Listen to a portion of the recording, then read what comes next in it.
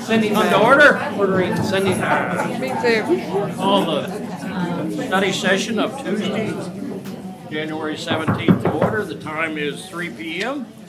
And the first item on the agenda is discuss regular agenda items. David, you want to start off? Sure, thanks, Mayor. Questions? I'll handle the public hearings and regular session items downstairs. Just a couple of questions on the consent agenda items, Okay. if I may. On item H2, which is the extension of a change order, I just want to make sure that we're all aware that that's a change order from a May 22 of a $2.186 million project already. So this change order is relatively small. Is that correct? Do I have that? So, all right, just wanted to make that point. And then on H3, which is our contract with the CWD, am I reading correctly that to haul off the roll-off containers, it's $189 per? Is that correct, Shane? There are containers. So we have 3 staff members that do brush and bulk collection. One's on vacation, one of them comes up sick. We're kind of in a bad spot. So this gives us the backup. We need someone to haul just roll off containers. Okay, To haul our so it's a containers to land. contingency, is that what I'm hearing? And that was more of the question that I have, so, It gives us options. very good. Thank you, Shane. On item H7, which is the TIF 2 board, I did want to point out, and this may be more for Ben, the materials on the public website didn't exactly match up to the materials on the internal. So obviously, the fact that we're putting the mayor and all 5 district positions on the board makes sense, and it aligns with the others. I don't think it came across that way in the Okay. materials, and so that we're public-facing. And then item H8, which is the ground maintenance. Just to clarify that, let's see, what I be? All right. That covers March 1st through February 29th of 23 to 24, is that correct? Correct. Okay, and then does that cover all the parks? I must admit that I looked, there's a long list. I just want to clarify that it covers listed parks, but it's not all of our public parks, is that correct? Correct. Okay, fair enough, we don't have to go any further. You've answered the question. And then lastly, on item H9, our insurance, this is an annual a fee that we pay. I did want to point out that we paid $435,000 last year, we're at $465. That's an increase of almost 7%, 6.89 to be specific. So that is a relatively large sum, but it is something we paid last year, and we pay it every year. So just want to, I will also add to council, this has actually, we're actually paying less than we paid 10 years ago excellent. for the service. And through negotiation, we avoided a $1.5 million upcharge. So. Where do I pick up a React card from Brian $45,000. and the whole team behind that? So I'm serious. Someone will find me a React card and we'll do that. So, very good. Mayor, that's all I had on the consent items. So thank you for the team's responses. Okay. Victor? Thank you, Mayor. So again, on item H3, do we have an idea of how much we're expecting to pay out? $180 per roll-off as a contingency, but, Main place I've used them is the Citizens Collection Station. So we have about 4 boxes we fill up over the weekend. So if I needed them 1 week, we're looking at $600 to $800. okay. So over the course of a year, if I spend over $3,000 on top of what our other contract is, I'd be shocked. Okay, all right. That's great. also, we lose a couple of staff members, and I'll come back to you, we're losing a lot. Yeah, I just want to get an idea of the cost, because the legislative text had said the cost would be covered by the cost saved from people being out or lack of staff or whatever. Okay, It's- Like I said, this is just a case where I really need someone to haul boxes, and we don't have the staff to do it. okay, all right, thank you, Shane. And then on item H8, the grounds maintenance. So I noticed that in the pictures of the maps, all of the area around the police station was covered, but not all of the area around Fire Station Number 2 was covered. Holiday Park was covered, but it was only the area up to the creek, and it left the area on the other side of the creek. There are some areas there that are already maintained. This is an extension of a contract that we have at Metro. Okay, So the properties right now are kind of split in Okay. that aspect. So there are some areas that we will be maintaining and some that Metro is maintaining also. gotcha. Okay, all right, thank you, that makes sense. And that's all I have, Mayor, thank you. Okay. Michael? Thank you, Mayor. I don't have any questions at this point. All of mine were addressed by Ben in our conference call. Thank you. Okay. Grady? I'm good, Mayor. Thank you so much. Ben already addressed everything that I had concerns over, so. Okay. All right, let's see. My only question, on H10, Ben, how much money do we estimate we would recover from this? Do we have any idea on this franchise fees for Netflix and those people? Pete, can I defer to you on that one? How much what? Have any idea? On H10, the Netflix one, the streaming services one, what we're looking about, money that could be recovered potentially. Is it more than legal fees? Yes, because the legal fees are, Aren't they contingent on success? yeah, the recovery of attorney's fees is contingent on success. But I might add, I got an email, I was looking at the email from our counsel, and he's advised that someone has introduced a bill to eliminate fees on streaming. So, anyway, so it's reached legislature already. So, All right. All right. Let's move on to item A2, which is receive a biannual report from Arts and Culture Committee.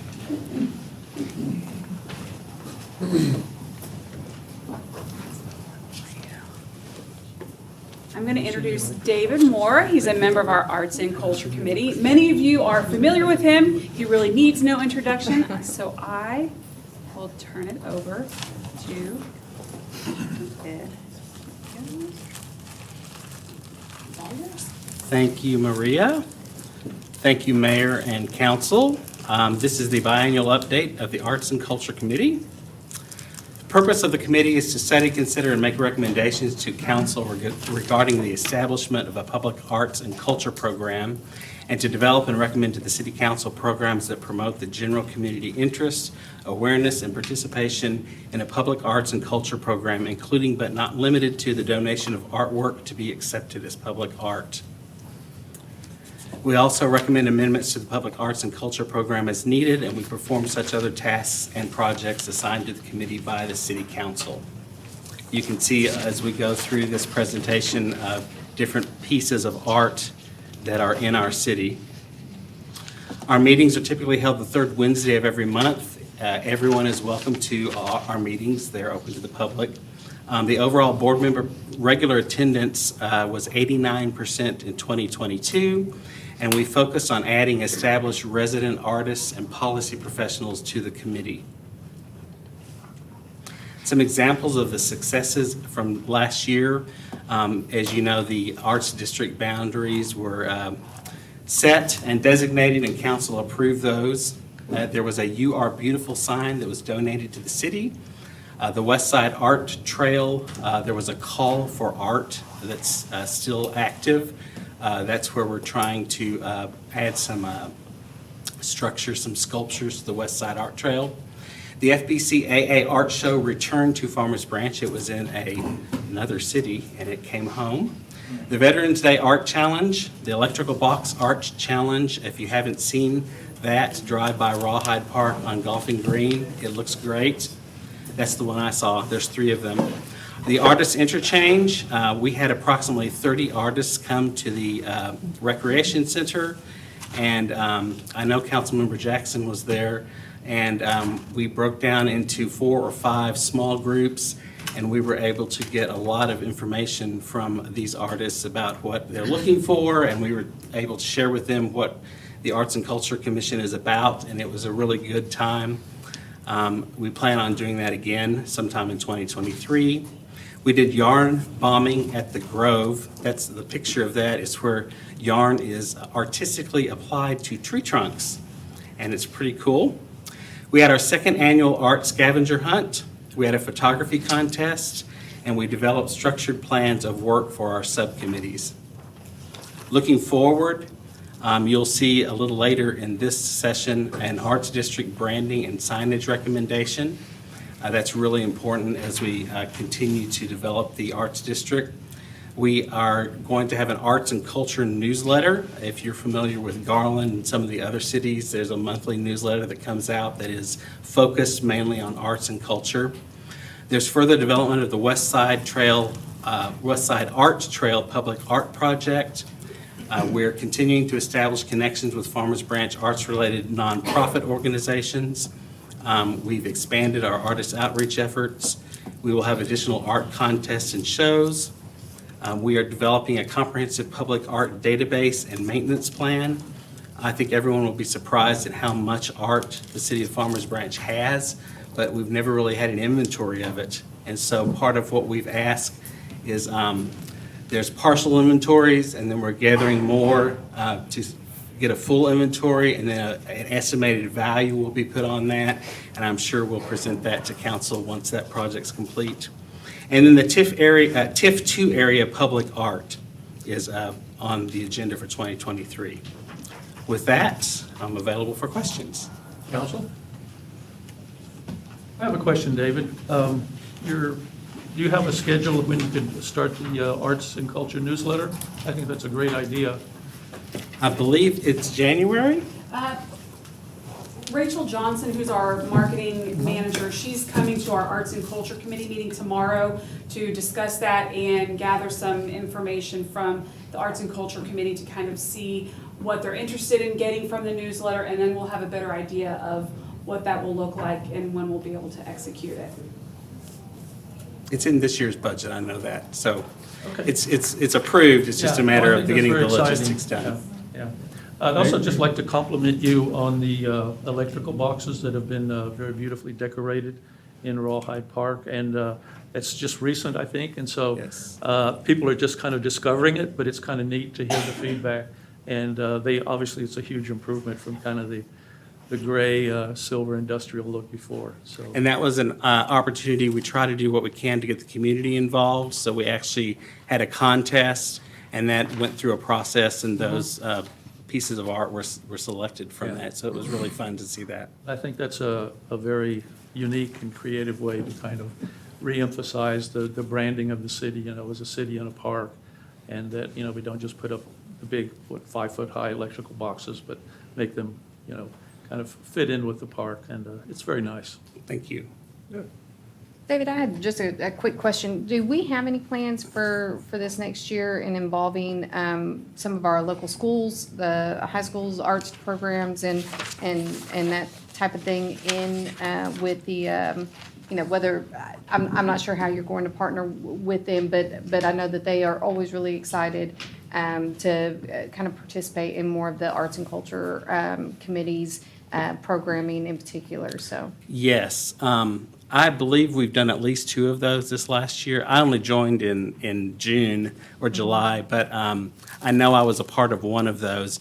Dawn Valentine, the Assistant Director of Fine Arts, is on our committee, and so she's our liaison. And so whether it's the photography contest or specific art contests, I know we've done a couple of those, and specifically we've targeted not necessarily just the high schools, but I know at least middle schools, high schools, sometimes elementary. And so I know there's a emphasis on that among the committees to keep that partnership flowing with the Carrollton Perfect. Farmers Branch. Perfect, but yeah, that's all I wanted to know is that we were working those partnerships with our local ISDs in particular, because I know that's something that they can get real excited and get behind. So, and it's a good way to kind of introduce them into the the city substructures of what's happening, so. Super.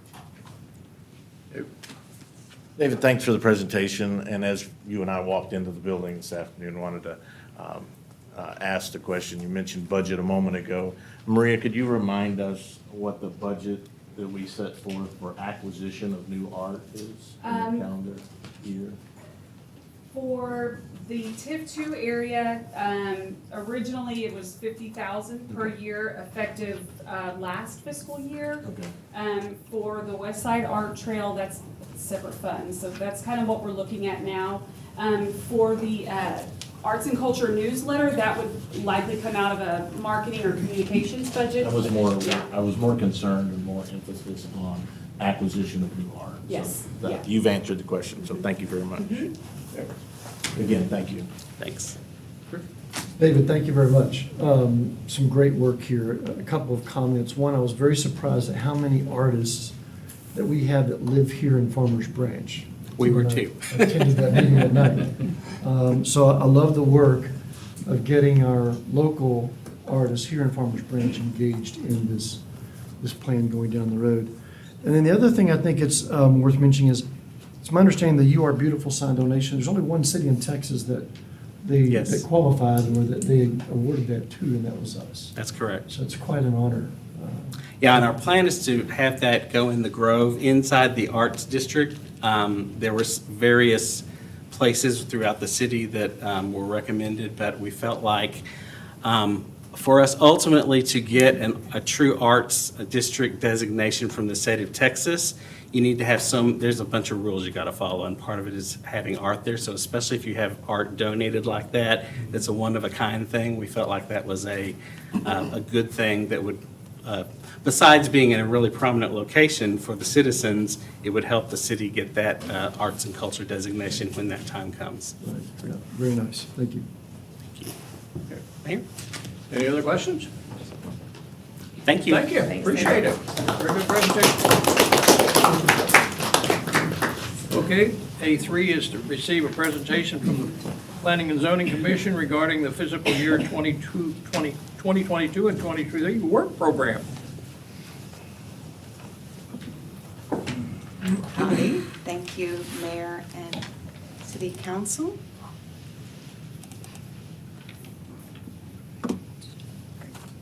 Let's do that. I'm Amber Rayleigh, Chair of the Planning and Zoning Commission, and thank you for having me today. First, just a bit of an agenda of what I'll cover, just our purpose, who our current commissioners are, a little bit about our accomplishments, which I'm very proud of, not only from the commission, but from our fabulous staff, and then also looking ahead to our work program, and then we'll be excited to receive any direction from y'all. So here is an image you see of a lot of smiling faces as we have a full slate of very involved citizens who are on the Planning and Zoning Commission to serve as an advisory board to the city concerning matters primarily related to the development and use of private property and the planning of public improvements. So we have 7 regular members, 2 alternates whom you all appointed, who you see here. A lot has happened in the last few years. Just a note, as you will see in the numbers here, we did have, due to the pandemic closures and not as much development activity happening, so we did see a reduction, but we do see that now on the increase and the upswing as everything opens back up, particularly in terms of our development. I won't bore you with a detailed look at these numbers, but again, just to note that 2022 had a big pickup and we're anticipating much of the same in 2023. Couple of special projects that were completed during the last fiscal year. A huge one was our Interstate 35 East Corridor Vision Study was adopted, and I want to thank our previous commissions for all the hard work they did on producing that. And to further note, and you'll see an image later, that it won an American Planning Association Economic Development Planning Gold Award, which is a huge accomplishment. That is at the national level, so very exciting. Also, an amendment for our banquet hall and event centers. We also did an expansion for off-premise beer and wine sales and on-premise alcohol consumption overlay districts in the Peninsula Tract on our west side. Multifamily development policy, again, huge thanks to staff for a lot of hard work in putting that together, as well as all the insights from our commissioners. We have a new TIF 4 for our Interstate 35 East Corridor Vision Study as of November. And also, many of you were present at our joint meeting where we had a presentation on the topics of new urbanism by Executive Director of the Citizens for New Urbanism, Rick Cole. And pertaining to the arts and culture as well, we now have murals within the city, and so we'll be very excited to see how that expands our economic development through arts and culture. As promised, this is actually a different award, I will say, the 2022 Richard R.L. Planning Excellence Award, which was, I think that was just last month. We saw that. Looking ahead, just a reminder that all the work that we do in planning and zoning is really in alignment with the critical business outcomes. And while you see just a few of these underlined here, in reality, you can already see how we're touching on others that aren't even underlined. So I would argue every one of these through our work in the past year and upcoming is touched in some way.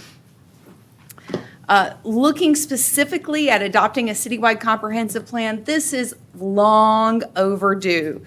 For those of you who are not familiar with planning and zoning, we have been remiss, and it really has been a detriment to our economic development and planning efforts to not have that consistency and predictability that a city comprehensive plan provides for our city. So we are in full swing. Many of you have been present. I've seen you at our citizen engagements, and that's not just for City Council. Those of you in the audience, thank you for showing up to those. We really appreciate all of the insights that our residents and those who work and play in the City of Farmers Branch bring to the table. That full process is extending, as you see, out through August, so 15 to 18 months for, again, all the processes here. And you'll see some engagement coming up likely next month. So stay tuned to the usual communication channels, so we'll be engaging additionally there. Again, as we noted with the I-35 Corridor Vision Study, you'll see an image here of some of those target areas, and specifically the TIF you see outlined here. We also expect in May of 2023 to rezone an additional portion of this. Really what you're looking at here is, as we know that construction is ongoing, as that completes over the next few years and wraps up, really a re-envisioning through this plan of that corridor that we think will be a vibrant gateway to our city, and really also enhances the work we've done in that station area to promote all the development that's happening in that area. We also have ongoing, and again, huge thanks to our committed commissioners, a lot of work happening with our tree preservation ordinance, as well as a landscape ordinance. So these are two separate projects, though somewhat interrelated, that we anticipate to go through the summer upcoming. And so very excited about that, also as it pertains to our sustainability efforts as well. We also hope to update and streamline the development review process. We know that time is of the essence, and that's important that we do our due diligence in helping to serve our citizens as they go through these projects. So staff is really undertaking a huge task in analyzing and going through all the workflows there to just ensure we tighten that up and make sure it's as streamlined and effective as possible. Additional items, we hope to renew having a retreat or bus tour, and typically council joins us on many of those, so we're excited about that. In the past, we've really seen some local projects that give us great insight into how we can improve our built environment here in the city of Farmers Branch through seeing what our neighbors have done and how they've been successful. We also hope to provide quarterly updates, and monthly staff provides us with an update on the council's actions so we can see how our decisions were received and to get that feedback loop through that avenue. Curious if there's anything that as we serve if there is anything that we should focus on that you didn't see here in this list, or any particular direction within a particular program or item that you saw on our agenda of how you would like for us to proceed. And want to thank you in advance Council, for your any involvement. questions or comments to Amber? I'll give you a personal compliment. I've watched several of your meetings on video, and I think you do an excellent job heading the commission, so thank you for that. Thank you. As I told our outgoing chair upon taking the chair position, I sometimes feel as though once I'm speaking on the dais, I forget everyone's name. But if you'll forgive me that small lapse, I think otherwise I appreciate the compliment, and thank you for the opportunity to serve really in the city. Thank you very much. I don't have any questions, but I'd just like to echo the mayor's comments. I'd like to compliment you and the entire Planning and Zoning Commission, and having served on that board for a few years with Nancy Hardy and David Moore, I think they helped guide the commission to set a very high standard, and you've continued that with the work of the other commissioners. And you highlighted several projects there, and particularly, winning that big award from the APA for the 35 corridor. I remember when that came up for discussion and everything, well, should we do that and everything a few years ago. And again, having been on P&Z before, it's always exciting when planning is always years ahead of actual development to see so many things coming to fruition. It's really exciting, and just like to ask you to keep up the good work with the entire commission, and I think the work you do is really critical. And I'm not attending the meetings anymore, but I do watch them, and that gives us a good heads up then for when we have to look at the projects. So just keep it up. Absolutely. Thank you. And I fully expect that we'll be submitting this comprehensive plan to other awards. So thank you again for all of your involvement. And we need to keep those citizen engagement numbers high. That's going to help us to produce the best plan for our city. And I think what we've seen thus far really makes us eligible for many of these awards in the way that our citizens have shown up and participated. So really commend you all too in your districts for getting out the word about those events as well. Yeah, we need to keep doing that. Yes, exactly. Thank you, Amber. Appreciate it. Very good job. Thank you.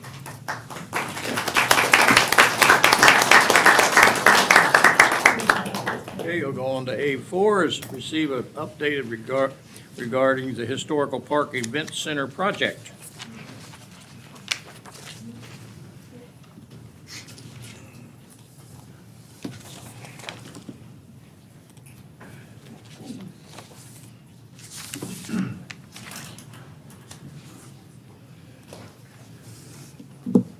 All right, good afternoon, everyone. My name is Rachel Arroyo, and I'm the interim director for Parks and Recreation, and today we are here to talk about the event center at the Historical Park. Real quick though, I'd like to shout out all of the boards that are in this room. I know we have several: Arts and Culture, Parks and Recreation, Senior Advisory Board, Historical Preservation Restoration. Thank you for your support. These projects don't come to fruition without your help. And then I would just like to take special attention to Denise Swinger, Carrie Phillips, Larry Kidd, Maria Minter, for your help on this project and all the information going into it.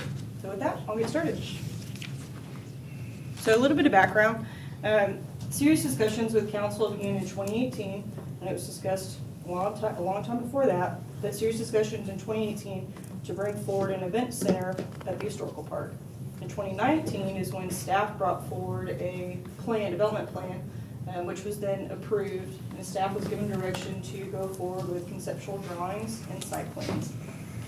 And then in May of 2022, the city was recently notified that we were awarded a $1.4 million grant through the federal EDA American Rescue Plan Act. So why the historical park? Stay right where you are. That's fair. I'm short, so I can't stand behind the podium.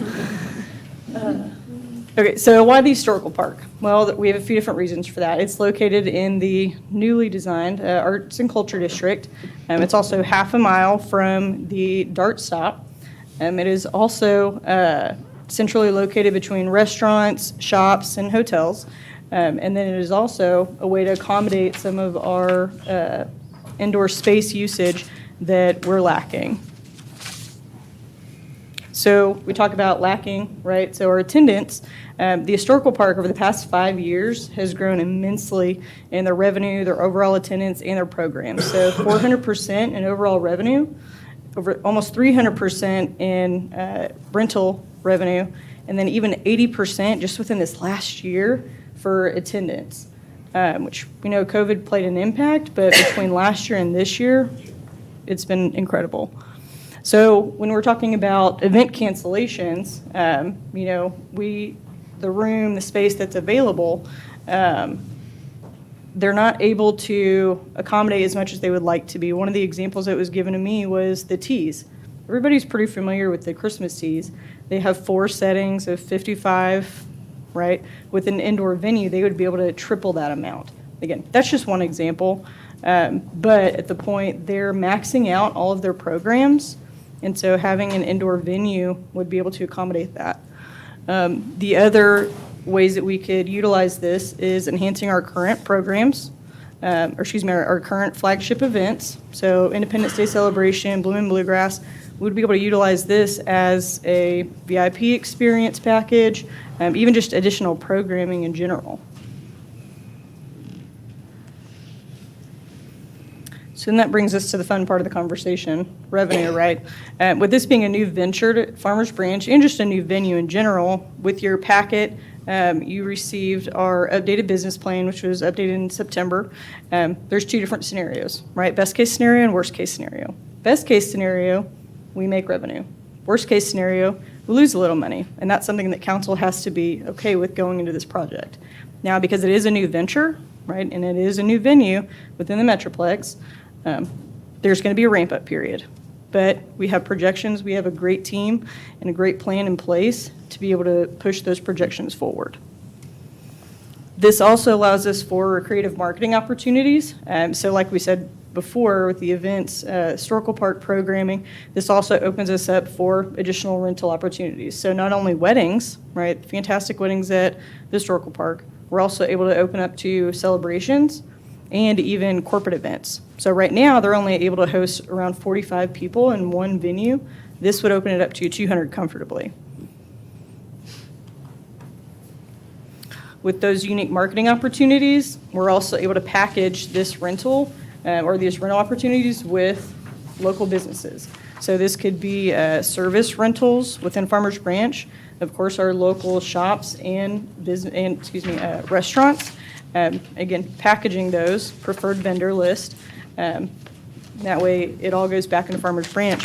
But the best part of this aspect is the hotels, right? People, they travel for weddings. It's a beautiful venue. Farmers Branch is a great place to live. We're able to sweeten the deal by, if they bring in so much hotel nights, we're able to lower the price. There's not many venues that are able to do that. We're in a great position to be able to do that, and money goes back into Farmers Branch businesses. So what we're looking at now is a couple aspects, and I'll point them out. But essentially, the location of the event center is nestled into the northeast corner of the meadow.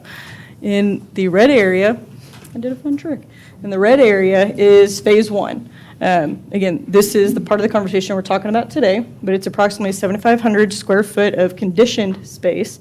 Then we have Phase 2 in blue, which is not part of the conversation today, but if proven successful, Phase 1 can justify the need for Phase 2. The similar model was our recreation center renovation. Phase 1 was successful, and it justified going into Phase 2. So Phase 2, realistically, in the future, will look at being a small program or event space that will allow for Phase 1 to be used exclusively for rentals. And then the fun little yellow areas are the parking modifications. So I know you've seen some conversation about parking modifications and road modifications. So what this will include is the loading zone you see up top, allowing for ease of dropping everything that comes with weddings off into the venue, and then a small parking spot for 2 to 4 potentially handicapped parking spaces. So general layout, and you've seen these renderings before, but I just wanted to give an overview. So the main open space is the ballroom, but then there's plenty of storage spaces. You have the beautiful porch that is overlooking the meadow, and then of course your meeting rooms, bride and grooms, and restrooms as well. And then these are, again, some of the renderings that you've seen before. Pay attention to the rustic and upscale look. This is the ballroom area, and the tables that you see is where I was talking about fitting about approximately 200 people comfortably. Now, if it's in a row seating, you can fit infinitely more. So where are we today? As you know, the log structures have already been disassembled and stored. We've gone through the construction bid process, which is why we're here today. Gadberry Construction is who won the low bid of $4.385 million. But to be transparent, there are additional costs, right? It's not just the construction. So $965,000, including contingency, FF&E, architectural and oversight design, and the parking modifications that we discussed. What it does not include, however, is Ford Road modification plans. Now, I know in past discussions there was Ford Road modification, parking modification, and it's been used somewhat synonymously, so I just wanted to clear that up for you all today. This is a layout that you've seen before, and so the initial part of the discussion was adjusting Ford Road, minimizing the median, as you can see, and then having angled parking down Ford Road. Now, this is a long-term solution, and at this point, it's similar to how we justified Phase 2, right? Let's let the success of Phase 1 justify the need for Phase 2. Phase 2 can also include Ford Road parking or Ford Road modifications. This is a long-term solution, and with the Historical Park having 60 current parking spots, along with agreements with the buildings down the street, staff is confident that we will be good to go forward. So, I didn't get that. Could you try again? listen, I had Stacy have the minutes for you in case you needed them. So funding is the best part of this, and the one that everybody's most interested in. These numbers will be slightly different than what is in your packet. So we went through a little bit more budget review, so just be mindful of that. So the current 2023 funding includes $1.4 million from the grant, 1.2 in general fund that was already allocated, and 1.2 from the hotel occupancy tax fund that was already budgeted as well. So with the project costing $4.385, all we need really to get the project started is $585,000. But again, going back to those additional costs that I mentioned earlier for project completion is $965. So that includes your FF&E, contingency, architectural oversight, and those parking modifications that I discussed earlier. So total project costs coming in at $5.35 million. What we're asking for today is $1.55 million. So what are those options? How do we fund this, Rachel? Council? Excuse me. Option 1 is current budgeted funds of the $2.4 million discussed, and then adding that $1.55 million from the general fund balance. Option 2, same funds as option 1, except the 1.55 million in general fund dollars is paid back through a 20-year period through the hot funds at a 3% rate. Option 3 is we delay the project, we wait till the summer and rebid, and then if it comes in over 4 million, we delay the project indefinitely. With that, I'm done. Council comments? Discussion? Okay. Thank you, Rachel. This is exciting. I'm very much in favor of this event center. I think it's going to really add a lot to Farmers Branch. The Ford Road modification was new to me. I don't know that I've seen that before. Maybe I just missed it. Okay. I kind of like it the way it is now. So help me understand why we need to add, how many more parking spaces is that going to add? Have we thought about safety concerns? Because there's a lot of walking traffic coming from other parking lots there.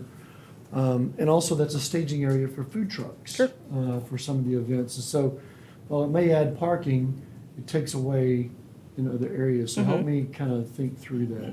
So to be clear, right, these were part of initial conversations, and as I was going through this presentation, I kept hearing it come back up. So at this point, it is not what staff is recommending, but I wanted to clarify because there was, again, people were confusing Ford Road modification with parking modification. So it's really more of a clarification than this is what we're requesting. Now, if the event center continues to grow and we see that there's a need, we at least have something to start with. Our team has looked into this just initially to see where this could go. They've consulted with our our Public Works Department. Again, long-term solution, not necessarily that it's needed right now. Okay. All right, very good. That discussion with the Ford Road modification was more in line with Phase 2, once we get Phase 1 completed and process through that. Okay. So we're good at putting other options that are not necessarily on the slide. So if you'll go back to the option slide, which is one before this. We had talked in our budgeting session that an excess would come from the hotel motel. Let me rephrase that we would pay out of the general fund, and then those funds would then be reimbursed out of the hotel motel tax as that fund grows. And so what I'm seeing here is perhaps a 1A or maybe a kind of a 1.5 option. The thing that catches my eye is the 20-year period for the payback. I was not anticipating that long of a payback. Sure. I was expecting something much shorter, maybe a 5-year, 10-year at the most. So help me understand how we arrived at 20, and I know we're perhaps just throwing a number out there to start, and I can appreciate that. Sure. So, and this is where I may have to reach out to others, but typically when paying off buildings, it's not out of the norm for a 20 to 25 year. I know the Star Center's on a 25-year agreement. What a payment could look like is, so $1 million payment for reference could be $66,000. Yeah. So 2 million, right, close to 130. And so whether we're able to pay it back earlier or later, we at least know from a budgetary standpoint, right, occupant funds, that's where it would fall. And I think what you just hit is on an idea for future councils to consider, and we've had much discussion in the past regarding using excess funds, but that would be one that we could take advantage of and mark as the funds were available, that we would encourage that this be paid down in a quicker cadence than the overall. I calculated this at about $9,000, almost $10,000 a month on the interest, at making that payment back. Been a few days since I've done my financial projections, but if we left this at the long term, the interest payments would be about $560,000 over the course of the period as we're extending that. So I want to be conscientious of being conservative with our cost dollars going forward. So this idea of paying back from the hotel motel fund is appropriate, and I agree with that wholeheartedly. But I'd like to compress the time frame, and so therefore, maybe it's a 1.5 with a different time period over that pay down period. So I do know with the 1 year at 66,000, and again, this is where I'll have to defer to Tammy maybe for the later presentation, but right now, the 66,000 or 90,000 approximately could be absorbed by the hot fund. Another option we have is the 965. At one point, we were going to request in next fiscal year. Correct. We could still request that and then pay back. So then we've now paid back the 965 out of the 1.55. Again, that's where Tammy will have to go through and tell me if that's appropriate, but I know that was one of the options discussed. And let me jump in and offer another solution. So we did the 3% interest rate because that's what our undesignated cash reserves require, so we wanted to be sensitive to what the money would be doing in the general fund. The reason why it's on the 20-year note is because that's really what we feel comfortable with absorbing in the general fund. So there's too hot. Now, when Rachel alluded to the worst case scenario that could actually lose a little bit of money, if we said, hey, we're gonna pay this forward 5 years quicker or whatever the case is, we pack ourselves in the corner. If we hit worst case and then we need money and then we're trying to pay it back quicker, we don't want to promise and under. Understand. So, but, you know, we are trending up. I do think some of our projections were very conservative as far as revenue is concerned. Yes. But that's why that's on a 20-year note. So Fair enough. you do have the option too to not do interest on the loan. So that would allow for greater flexibility to pay back perhaps quicker. So, Yeah. And should we have a much, better economic year, we could choose to pay that back earlier. of course. Of course. We could always do that, but we've got that 20-year backstop. Correct. I'm the same way. I felt like that was a long period of time, but it does give us some flexibility to manage the unexpected. Pursuant to that, I was back to start, I'm not sure I'd start on this project, but that's water under the bridge at this point, okay? So my thing, Di, is I want it to be very, very successful and put every effort into making it do what we're designing it to do. And your perspectives here on weddings is probably right on. David, you've got a daughter, you haven't gone married yet, but I'll tell you, you're gonna probably spend 50% to 100% more than you budgeted. Actually, she works in the wedding business anyway, so she'll probably be operating in this venue. Now he's gonna want a discount. Yeah. So, Oh, let's be clear. so we spend a lot of money on weddings, and I think that's something we should focus on, probably especially on weekends. We might be able to do other things, but, the criteria when people do weddings is they want a certain venue, they need a certain calendar time to do it, and the other thing is how much they spend to do it. And I think we have some assets around here that we give us a great advantage in providing this criteria.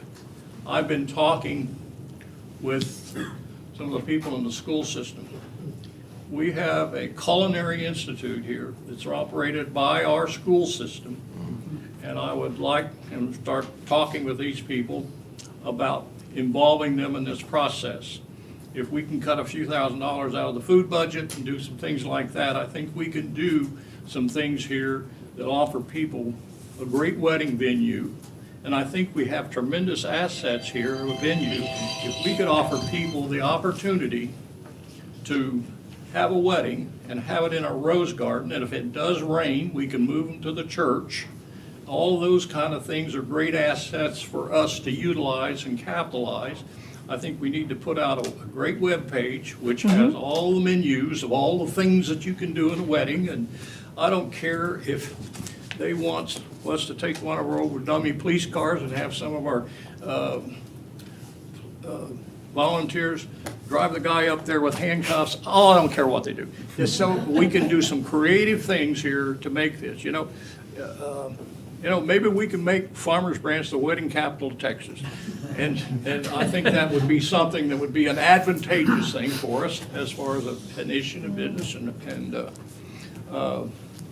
we've got a golden tongue orator over here that could put a great webpage together and sell this thing. And when is a date projected for us to actually have this facility available for rental?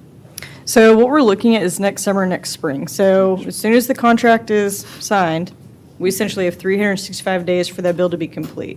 Now, there may be 30 or 60 days it'll take to prepare for site plans, meetings, things like that. But essentially, we're going to be opening up right around the time that is your most advantageous for your weddings, your bridal showers, things like that. What we'll be able to do is open up ahead of time internally, right? And that's where you're getting your brides that are coming in. We're able to take, reservations earlier before we open up. Well, I think that's, we need to focus on that, and really, and weddings are planned a long way out in advance, so we need to start putting the parts together now to get this started. Of course, the school system also tells me they also have a floral department. We could put a great program together for somebody to have a wedding at a reasonable price, and I think we can have an advantage. There's 48 people of locations that you have assist here that are in this business, so we're gonna have to be very competitive, very good at what we do to do this, but I think it can be done. And the last thing I want to build is another white elephant. I was on the mayor when we built the swimming pool, and we thought, well, we'll build a pool and everybody can. Well, they didn't. We had to go out and really sell the program to get people to come here, and I think the staff's done a good job with that. So I don't want to have that same kind of a process go in the future on this thing. So Sure. I think it can be a great asset, and we just need to all get behind the program.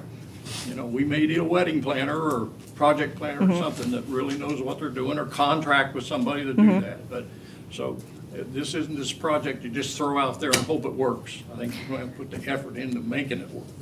Mayor, I appreciate those comments, and I can assure you our Parks and Rec department is fantastic, and they are go-getters, and there's nothing that'll stop them.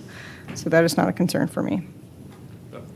Tracy? Rachel, I think this is a great project. I've been behind this project from the get-go. I think as an asset, it's fantastic. I think it helps our local businesses, especially those in our Mustang Park area, and will help with overall business growth and help us to see that growth and that return in our hotel, motel. I would, just preliminary, I think that option 2 is a great option. I think it allows for the most flexibility and the most kind of security as we're moving into maybe a fiscal time in our nation that may be a little bit questionable over the next 18 months. And so, but possibly what I would like to see is, instead of looking at a 3% return, is 1.5%. I think that's fair, and I understand why the 3% was given, because that's what kind of our gold standard is. But if we're looking at what our returns on investments are right now over the course of 18 to 24 months, we're not looking at that. So I think that at 1.5%, I think that's a fair return, as well as ensuring that flexibility, as well as ensuring next year at y'all's budgetary meetings, if we're in excess, it gives us the opportunity of paying this back a little bit faster, because I do like the thought of having a loan out there for 20 years is a little bit daunting. And so, okay, how can we kind of make that an easier pill to swallow? Well, let's reduce our interest on that a little bit, and I think that allows us those discussions at budgetary time to say, hey, we've made a little bit more, we've seen better growth, we're in excess. Let's pay that down a little bit faster. I agree with Tracy. I think if we can show the people we can pay this back in 3 or 4 years or something like that, we're going to be a lot more acceptance. People see it being utilized. All those things, the objections to it go away. Yep. And also, we're probably going to have to do something with, we've tried to play this as a part of our DART station thing. We really don't have a good walkway program from the DART station to the park, and we need to think about that. Ideally, it'd be nice to go down behind, right, that space there behind, like, Cavanian Homes, but I think if you ever did that, you'd have to put a wall up there. I think the residents would resist that trail, but that's a safer way for them to get than run them down through the And that trail is already there, too. Yeah, the trail is there. I use that. So those are all things we need to think about now. Yes, sir. Any other questions? I'd just like to say thank you for the presentation. this has been something that's been talked about by a few councils, and again, it's nice to see us getting to this stage, and I'm in favor of the project.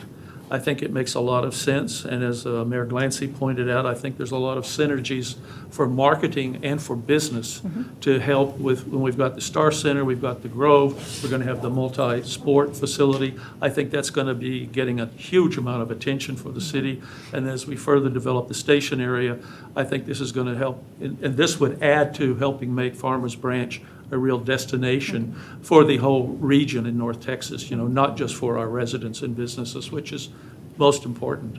And so I'm in favor of this, and along with the ideas about, as a wedding destination, again, we're in North Texas.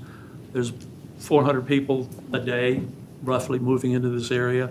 And I see a lot of opportunities for also special company events, anniversaries, birthdays, nonprofits, all kinds of organizations having special events there.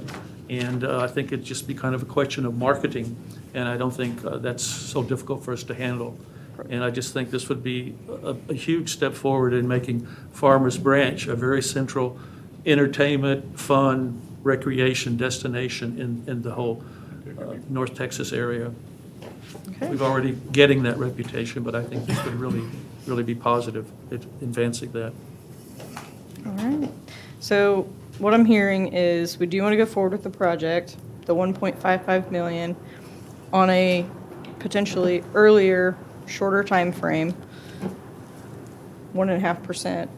Yeah, I think we should dedicate some of the, if we can generate the revenues back to pay early, paying off the general fund. I thought we'd keep it at 20 years. I mean, we like I to agree. do paying it off early, but I think we keep it at 20 to give us the flexibility. Yep. While To I pay off raise earlier. that question, I Yeah. will acquiesce that 20 years makes sense as a backstop. But I think the caveat that we're hearing is the tone of this council, while we're setting that as the target, that we'd like to pay that back, and we'd like our peers that sit in these seats going forward to pay that back Yeah. as soon as they can. Yeah. Right. Yeah, that could be a discussion every, I know finance really loves to hear that there's a longstanding item to discuss every budget retreat. I know they just love that, as I am on my way out the door, could you please? But I think that's easy enough, and you guys are usually so good about saying, hey, we've got some surplus.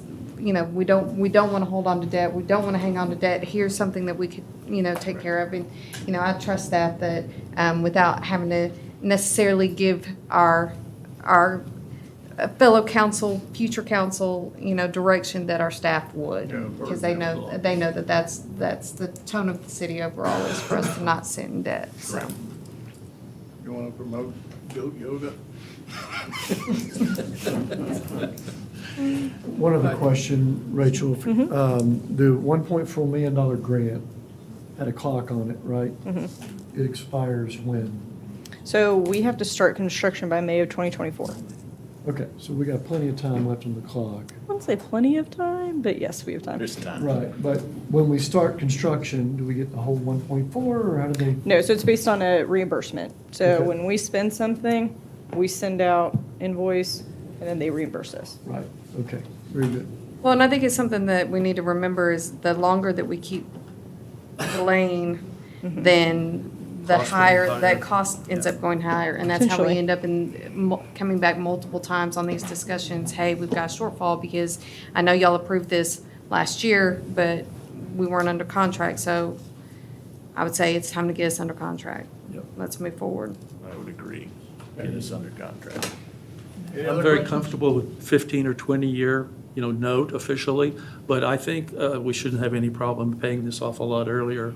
And I think Council Member Williams points out a good point about the interest rate. When I discussed this last week with Ben, I wasn't real comfortable with the 3%. I understand how they've got that in the projection, but I think when we did the financing for for the special, well, the multi-sport event, and that a bond came, I think that was a little under 1.5%. And I think one of my last discussions with Sherelle Evans-Jones before she left on our investment portfolio, I think we're getting something like in the 1.3, 1.4. I mean, you know, not fantastic rates. And so, and, you know, rates are going to move around. So I think if we did it at 1.5% or something, I think that's fair and reasonable. I am going to note that our investment rates have gone up recently, so they are doing better than the 3%. Right, yeah. Any other question? So I see Thank head nods you. for 1.5, 20-year, the option of payback earlier. Total flexibility that. All right. Thank you.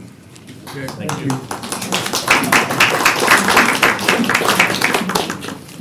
Okay, on to A5 is receive an updated regarding the proposed branding package and naming of the newly formed arts districts in Mustang Station Arts and Culture District. Okay. Good afternoon. Maria Minter, Interim Recreation Superintendent.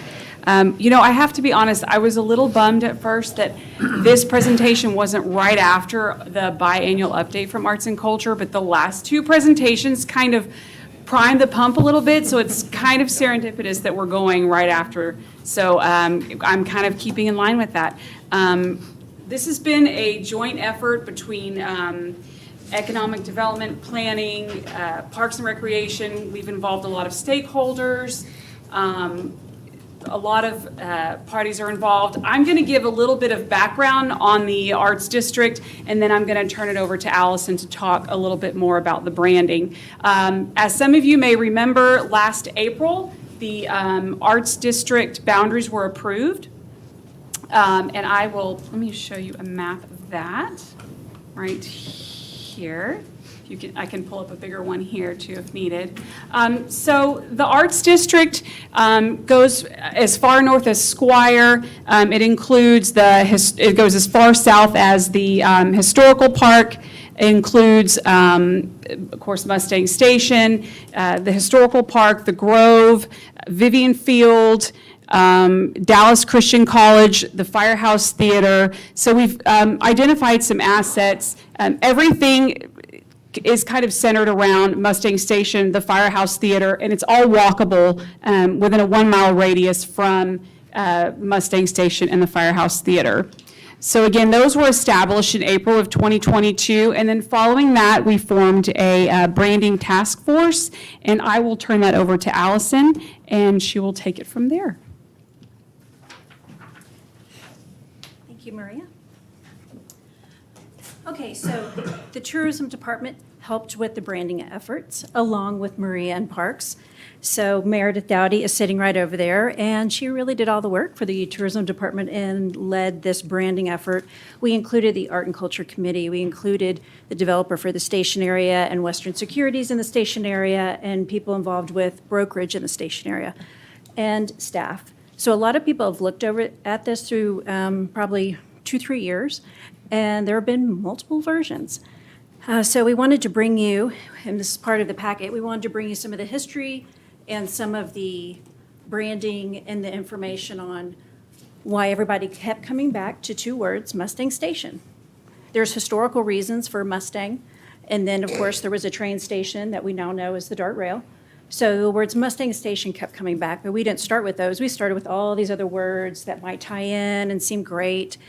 But then people kept coming back to Mustang Station. And we wanted to make sure that it kind of had some identity to it with art and with culture. And so we thought about Mustang Station Arts District, Mustang Station District. You know, all of these things were kind of flushed out. And creative people took many looks at this. And we kind of landed on Mustang Station Art and Culture District with a couple varieties of how to brand that, where it can look, where it would live, and where it would be, as Maria had said. The boundaries were established already months ago as a arts district. And as Maria is lead for the Art and Culture Committee, having boundaries and having the district name and having a branding allows them to go after those grants. We've always talked about, we want more art in the station area. Well, going after art, it's not just coming out of general fund, it can also come out of grants. And who's going to do that? Who's going to write the grant? What is the area of the name of the grant? So these are some of the building blocks that we have in place that just take time. And this is where this large stakeholder group has landed. So those are effectively the boundaries. And this is kind of just a update on where we are. I know y'all haven't really seen much of it. Where will this be? Where will this live? What will it look like? Where will you experience it as a resident and as a visitor? Would be on sign toppers. If you've gone to Bishop Arts, it doesn't say Bishop Arts located, somewhere in Dallas. You kind of like eventually come up with your own words for an area. When I think of the design district, I already know it's in Dallas and it's down on, near Oak Cliff and Riverside. So once a name becomes a name, people just kind of come up with whatever they're going to call it. Eventually, people probably will call it Mustang Station. More than likely, they're already calling it that anyway. We're fine with that. And it makes a lot of sense when you tie in the history and the DART rail. So I would say sign toppers are kind of a low-hanging fruit, easy to do, not a quite extensive or expensive thing to do. Banners, we can roll the colors in with developers as they develop multifamily and other things in the station area. As you see improvements go up, we have a color palette. We can give this to a developer and say, in your signage, you can consider these colors. It's not a have to, but it's consider these 10 colors. Consider these fonts, consider the lettermark and stamps. All of these things can be rolled into just kind of an identity and a page on a website so that visitors can say, oh yeah, I want to go to that place. What is it? Mustang Station. Oh yeah, it has Roots. I've been to Roots, and they go there and they go, oh yeah, there's a theater, isn't there? There's a community theater, and then they kind of go to the landing page. So you start to see, oh, is there a place where you can get married? And what does that look like? Oh yeah, that's rolled into the boundary too. So it's just kind of a one-stop shop, another little layer of what is this area? How do we go after art and grants? How do we identify an area? And where do you start? So they started with the boundary. They started with all the stakeholders in the area. They came up with many versions. Now they've kind of landed on this version. So we thought we would update you on the work we've been doing the past few years. And any questions? Do you absolutely hate it? Do you love it? This You can is tell us. fantastic. I love this. I especially love your secondary logo with the orange and yellow and green and purple. I think that's fantastic. I will tell you, like over the holiday season, we were going down to Bishop Arts. I could not remember the name of the restaurant that I wanted to go to. Couldn't remember it. And so all I did was Google Bishop Arts. And it put me on their landing page. I know that landing page is 100% held by that district. It's not privately owned, and it had every single one of the restaurants. So it made it super easy and convenient for me to go in. And then at the same time, I was like, oh yeah, while we're down there, I want to go see such and such and go into that little store and all of that. So I think that's fantastic. I think by kind of centralizing that. That's an area that's really popular already. It's kind of developing a name already. And so I think it just lends itself easily without having it be Farmers Branch Arts and Culture District. That's a mouthful. And it doesn't designate kind of where that's at. So that's like saying South Dallas. South Dallas is a really different idea than Bishop Arts. Right. So even though those are all part of the same entity, So I think this is great. I think y'all are all definitely on the right page. I can see the amount of work that went into it, and I know that again just supports those businesses that we're trying to help keep and grow with our with our multi-sport center with the historical park. I think that hits all of your check boxes. Thank you. That's how we're looking for it to be experienced. Yes. What's the name of that? And Right. And that makes it so easy. That makes it so easy. If I Google Farmers Branch, it's going to give me a whole lot. If I Google Mustang Station, and we've got that landing page, I mean, that's so much easier to be like, oh, I know where I'm going. I know I'm going to get off of 35 at Valley View or what have you, and that will get me in that general area. I know where I'm going, even if it's not, even if it's the theater across the street or the historical Yeah. park below. So I think it's a great idea. And maybe murals one day. Who knows? Yes. Who knows? Hopefully. Hopefully. Hopefully. Arts and, yeah. I think there's always a transition period, and so as an alternate or a secondary logo tying Farmers Branch, your point, Tracy, is spot on.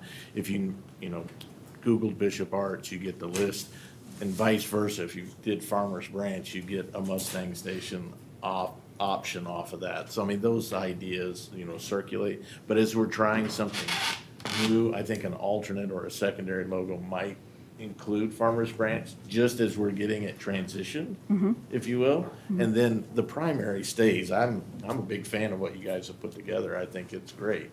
But I think it's that transition period. First, if you put Mustang Station up, it's a cultural district. Where is it? It might get misconstrued in being in Dallas versus being in Farmers Branch. Yeah. That's Yeah. just I like where we're going, just sort of a sliver of transition. Yeah, and we can do that on a website page. It's easy to Sure. put words in, established in Farmers Branch. Smarter and- people than I. And whatnot. make that happen. We'll figure it out. We wanted something that was different and distinct from the city logo, so it could set Sure. itself apart and, Farmers Branch in purple or the pinkish or whatever color we're calling that. It's different. Perfectly fine. yeah. That could be on notepads. I mean, there's a lot of just random things where this could live. But again, thank you to all. Thank you to all of you, especially. Mary. When Thank you. TxDOT gets down to their signage on 35, if we can get some designation for this off the interstate too. For TxDOT? Certainly help. Well, we will always identify ask. it. As long as we're doing something there. Well, aren't we doing we're doing that The Betterment's project on Task Force. The Betterment stuff up underneath the We Valley are, View? I think it more has the leaves of the city logo, Uh-huh. and that's already flushed into it, so, but, You can throw some of those. Can we throw lettermark something in there? stamps down Can we there, throw too. some stamps in there? I mean, I think a lot can happen when you just do it There's and op- ask for there's forgiveness. I don't know. But I will ask TxDOT. We could just hire some taggers to go with it. Yeah, that's what I'm saying. I mean, see, Do it on the cheap. The good ones are The expensive. good ones are expensive. Well, we can use high school students. It'll be fine. get some high school in the middle of the night and spray can, okay. I I really mean, like the multicolored. Get some students out there. All right. It just says different. art. Yeah, I'm not a creative type. You guys had a lot of conversations over this. One question that comes to mind was there any discussion about this maybe being mistaken for Mustang Square in Irving, Las Colinas? Because people know Mustang Square. We're close to it, so it's not that far if they go the wrong place, but true. We talked about the history of the name Mustang, what's already being used in the existing developments right now. We have the K. Hovnanian uses Mustang. We have the Shops at Mustang Station, which is the retail development. So they have a website that says that. And then the apartments are called Mustang Station. So it's a building block of what already exists, so we're not recreating the wheel. So we feel like we're just building upon what's already there. On the website, I like to include the history because that's important. This was Mustang, Texas, to my knowledge, in the 1800s, and that's relevant. I believe there was a Mustang grape. All of these things can tie into it, and eventually, we're going to just get people down there, however we're going to do it, And so, so we talked about, gosh, those horses are in Irving, but aren't they also somewhere in Dallas? And so we had all of these random thoughts of, should we just use a portion of the city logo? And then, thankfully, a lot of creative people looked at it and said, let's just build on what's already there. Shops at Mustang Station Apartments. So we just kept coming back to that. And then the DART station, as it evolves and changes and has more development around it, that's another station. And so, yeah, we had those discussions about it. Okay. But we came back to it and we held our ground. great. Thank you. I Great really work. like having the different colors in that. I think that draws attention, having the multicolors. And red and yellow are colors that always draws attention, that's often used in marketing. It's, And yeah, I think David has It's a very different. good point there about, weaving Farmers Branch in there as kind of a transition phase. right. But I think looks really good. And I don't know how Bishop Arts got started. I'm sure someone can tell me after this meeting later, and you probably will, or Design District and all those things. But at the end of the day, you get to know a name, and you get there because someone says, oh, this place in the fill in the blank, and you just find your way there. And when I first saw this logo, I thought of train tracks with the crosses through the S. So, and everyone's going to experience it a little different. But yeah, we're just hoping also get grant money. So wouldn't that be great? We don't always have to pay for the art. Yep. We've got our Arts and Culture Committee, a lot of I artists here. know, they will help us. Yes, Yeah. yeah, this will be Turn 'em loose. instrumental in us getting the Arts District designation from the state of Texas. And I looked on their page and it says they want districts that have boundaries established, that have a logo. You Yep. kind of already have that framework there. So having this established when we take it to the state will be incredibly helpful. Sure. Okay. Come get married in Yeah, I like Mustang it. Station And Arts and Culture. also, I have to show you this. This is kind of what sold our committee also when they saw it, was seeing it, when you see it in the branding on the tote bags and So cute. yeah, the coaster and, I mean, I would carry that bag around for and sure. so I think kind of seeing what it looks like and, We can have special events and things to kick off Absolutely. this. And, first couple hundred people get a bag and that kind of thing. Yeah, that's a great idea, And when some we have, exclusive- Bloomin' Bluegrass or other special destination events, I mean, we can, have swag like that. Yeah, I love it. It just, because as you said, word of mouth is the best way. Sure. And it will just kind of reinforce itself, and there's a lot of synergy there. Yeah, that's a fantastic idea. Okay, thank you. All right. We'll be back eventually. Thank you very much. Okay, next is A6, is receive an update from the police department regarding speeding and traffic countermeasure methods. Chief?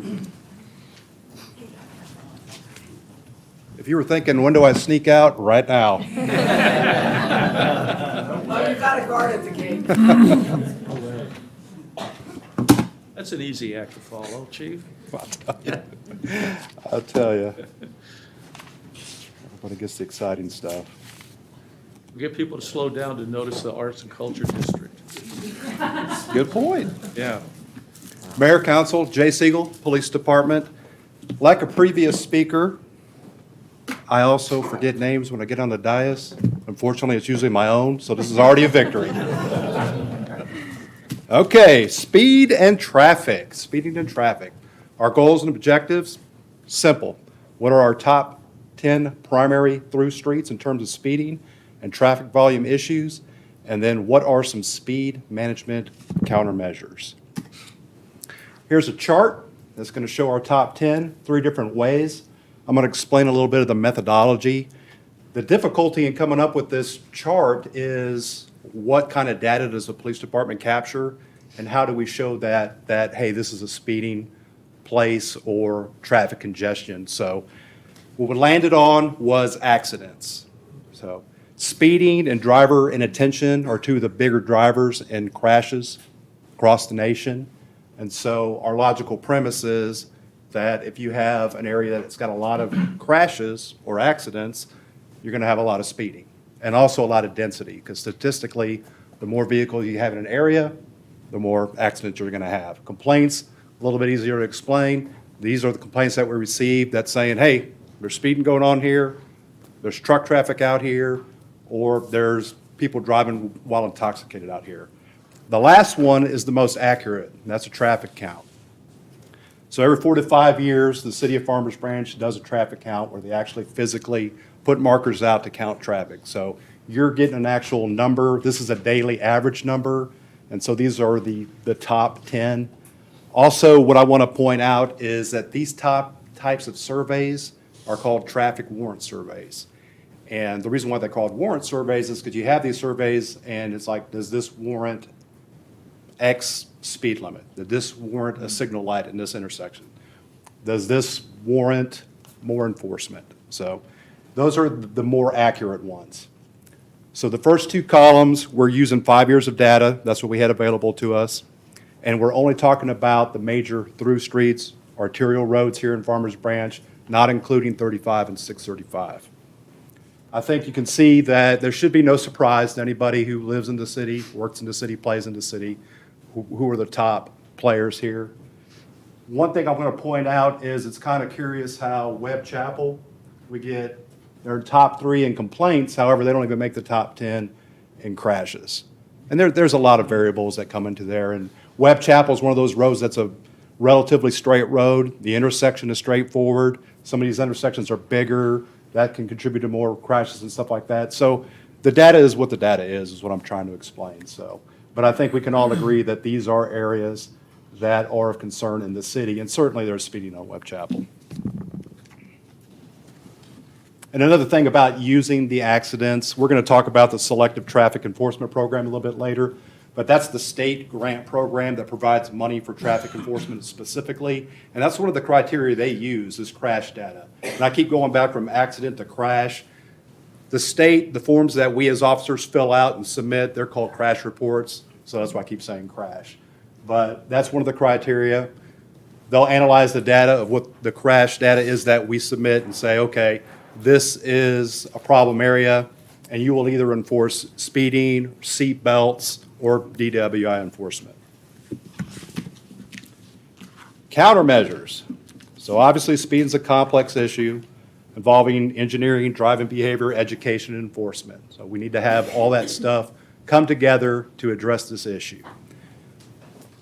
Any intentional long-term alteration of a roadway or its environment that causes changes to a motorist's driving behavior, that's what we're striving for. So either it's physical alteration of the roadway or the environment. And how are we affecting the environment? That includes police enforcement, just being out there.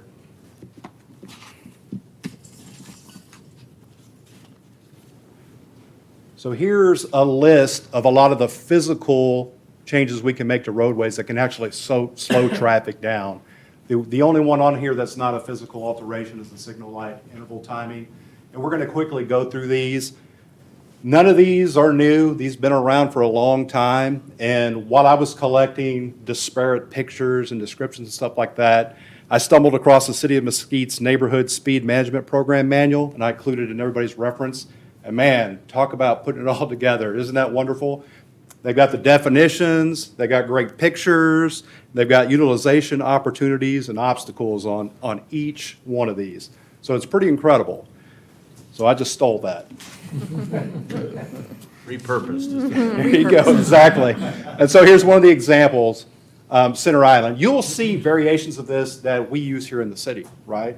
It's not an all or nothing type thing. But all of these, we just want to go through them so everybody has kind of an idea of what can be done. Are they all feasible? Of course not, and it depends on where it's at. But it's good discussion fodder. So this particular one, Center Island, we all know that we have these like medians throughout the city, right? And it's just exactly what's defined. It splits the roadway. There's landscaping in the middle, and our Parks and Recs department does a wonderful job of beautifully maintaining those things. They're stunning during the spring and summer. So that's something that we see right now. Chicanes, not so much. Every time I think about that, I think of race car drivers, and I guess we're trying to prevent that, but with the straightaways we have, this is just one of those measures that could slow traffic down. Intersection narrowing. As you can see by the picture, and that's again what I like about this, there's a lot of verbiage that's in that manual, but picture being worth 1,000 words, you can just see this is how you narrow the intersection, is you extend the curb line. And so that slows traffic down because they have to take more care making any kind of turn on any corner. Of course, the negative of that is for bigger vehicles, it makes it more difficult for them to get around there. But that's not necessarily a bad thing in a city this size too, as we're concerned with truck traffic as well. Raised intersections.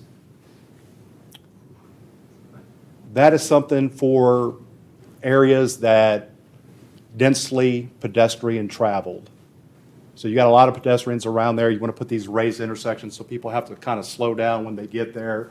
And pedestrians and cyclists and stuff like that have more of a chance to get across quicker as people slow down. And I think everybody has seen examples of this stuff, you know, not only in the city, but in other cities that they've traveled through and in other countries too. Road diet lane narrowing. So all that is shrinking the road, the current road, and then using the excess on either side for other purposes. So just an example of that is that Ford Road, right? We're going to put parking space there potentially if that were to come to fruition. Well, that's a lane narrowing road diet type approach. Roundabouts. I'm not gonna lie, those always confuse me whenever I come upon them, and I feel like I'm gonna wreck into somebody. But I know South Lake has some of those that are confusing, but Addison also. Addison has them. Yeah. Definitely a difficult one to implement from an engineering perspective, but effective. Signal light interval timing. There is a science behind that, and I think most of you all know that. Well, there's a reason why the timing is as it is. It's to move traffic as efficiently and effectively as possible. This is something that I didn't consider, but that I learned when I was preparing for this, is that you want to keep the traffic from not idling as long to lower the CO2 impact on the environment. Well, that's an interesting thing. So lengthening light cycles, which some cities have experimented with, can slow traffic down, because what it does is it bunches up all the traffic. And so then you release in a pack, and so it's more difficult to speed.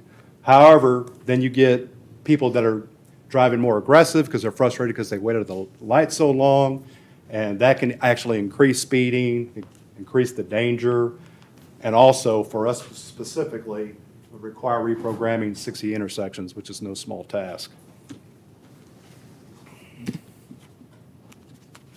Speeding and, speed feedback signs. So these pictures are from Farmers Branch. This is on Valwood.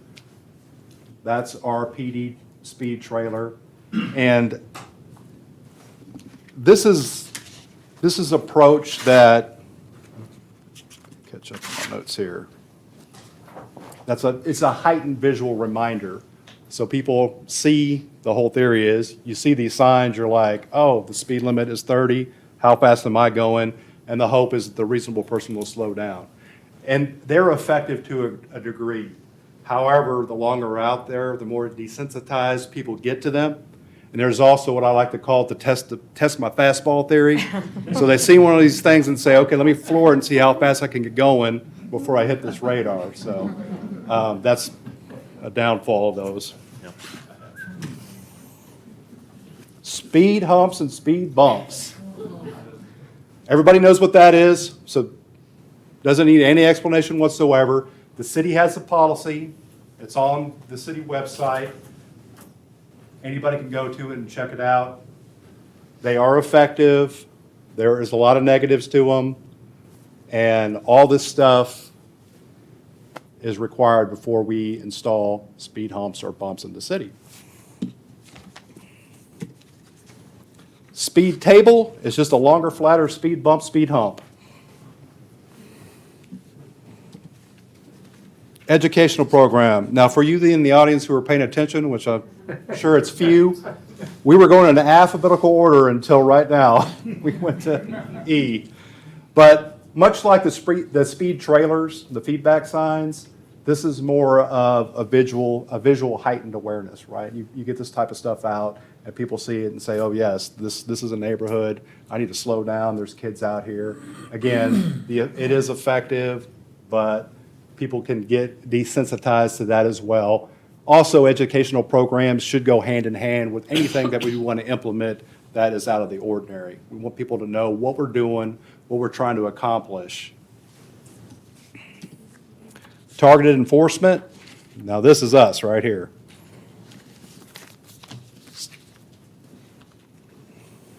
So we like to use the database approach. We also, when people complain, we'll go out there and have officers out there to address the complaints, hopefully. Whenever it says right there that it's not a permanent traffic countermeasure, because when we're out there, usually that's when people aren't speeding. But that's effective in and of itself is our presence.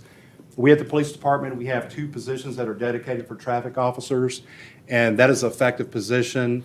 We've had it filled, both of them, just, I don't know, for like a year. One we've had filled for a long time, not currently due to staffing. However, we're able to put that person directly any kind of problem spot. And what we also like to do is try, when people complain, is we try to go out there and say, is this a valid complaint? Is this worth spending time out here? And usually it is. Usually is. But it is great to have that flexibility to put somebody out there specifically all day on a particular problem. Like I have on there, it is staffing and call load dependent. Talked about this earlier. This is Selective Traffic Enforcement Program, STEP. This is a state-funded grant program, and what it does is provides extra money for traffic enforcement. And so officers would be working overtime rather than on duty to enforce traffic.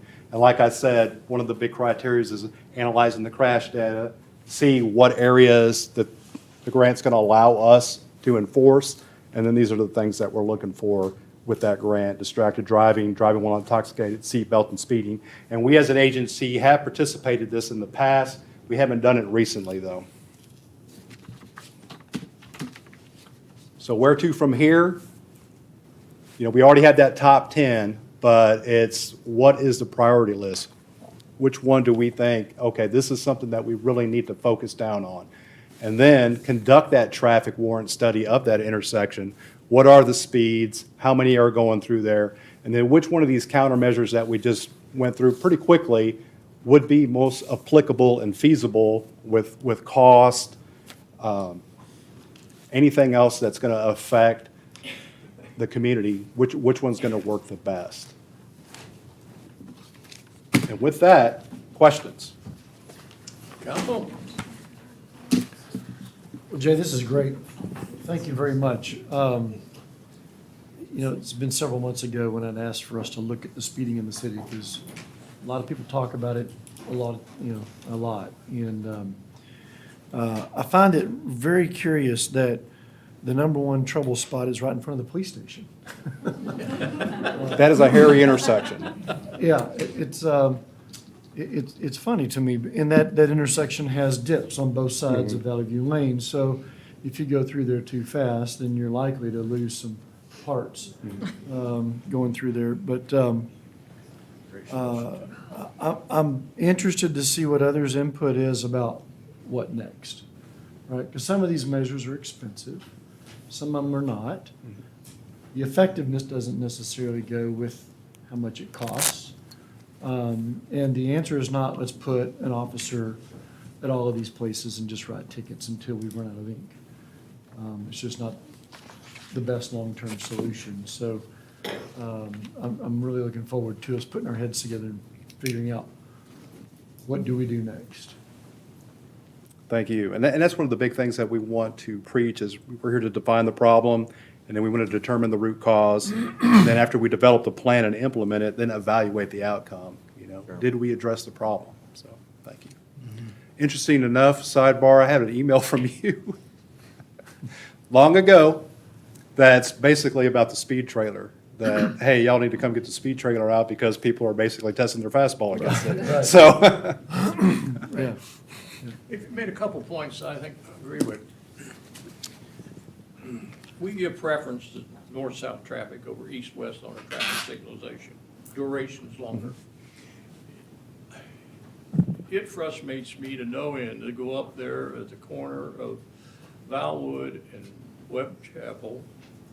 That line has east-west green, not 8 seconds. And then we have a long period of time that it goes north-south. So there's two issues there. It's not that you can't get through it, you have to wait a long time before it signals out. And I've seen people, and it's maybe so psychological, but you frustrate people, and as soon as it turns green, they take off and go like hell. And I think we need to change some of this sequencing of our lights. Secondly, you mentioned the go-arounds in South Lake. I think Colleyville has got a better handle on those traffic circles. And there's only a certain size amount of traffic that you can handle with one of those things. If you have high volumes, multiple lanes, it doesn't work. But I've seen them take 4 lanes, they squeeze them into 2 around the circle. The circle has to be just the right size. Some of them get too big. You know, if you ever drove in England, they have great big traffic circles, and they don't work. But these guys have really come up, and they do right turn lanes that really doesn't go through the circle. You can do around that. but I see those things handle a tremendous volume of traffic. Everybody seems to cooperate to get through them. And this is a limited area you can put them in, but I think we ought to look at some of those and see if there's somewhere in the city we might try one of those things and see if we could, how the results of it are. Because they squeeze you from 4 lanes to 2 to get through the thing.